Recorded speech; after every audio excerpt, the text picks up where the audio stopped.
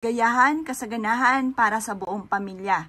Isa po ito sa mga sikreto upang sa ganon, tayo po ay maging masagana ang ating buong pamilya. Mainam na kumuha ka ng isang mangkukan na ang lagayan ay ganito. Yung clear, kita ang loob at kita ang labas. At mainam mga bossing ko na ang asin na ito ay meron tayo dahil ang asin ay mabisang pang-cleansing. Pang-alis ito ng kamalasan at panghatak ng swerte. Ang dahon naman ng laurel ay for only wishes. Makakatulong po yan upang sa ganon, yung ating mga pinapangarap ay kaagad nating makamtan. Ang dahon ng laurel ay napaka-generous. Ito pa mga bossing ko ay isa sa mga subok na napakaswerte, lalo-lalo na pagdating sa usapin ng pera. Ang bawang naman mga bossing ko ay makakatulong upang sa ganon, maraming pera araw-araw ang dumating po sa atin. Ang bawang ay nag-aalis din ng matitinding kamalasan na pinagdadaanan.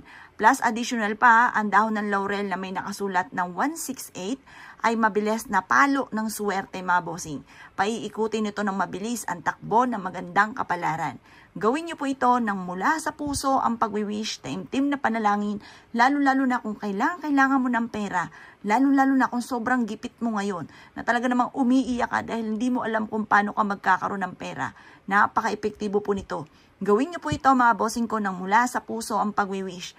Halimbawa, magkaroon na ako kaagad-agad ng maraming pera at hindi na ako maubusan kailanman ng pera. Ganon ang mga pagwiwish na walang gamit na sana.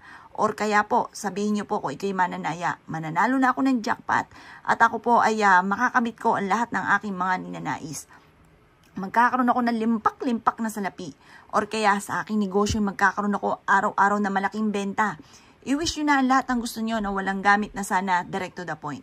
Pagtapos ka na mag-wish, eto po mainam na ibilad nyo sa sinag ng araw na hanggang alas 8 ng umaga. Magsisimula ka ng pag-wish alas 7, harap sa gawing silangan. Matatapos ang pagbibilad po nito mga bossing ko ay alas 8.